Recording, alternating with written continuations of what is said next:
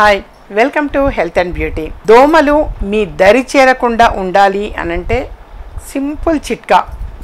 ఆ చిట్కా ఏమిటంటే ఒక న్యూస్ పేపర్ ఏదైనా ఒకటి తీసుకొని అందులో కొంచెం టీ పొడి వేయండి.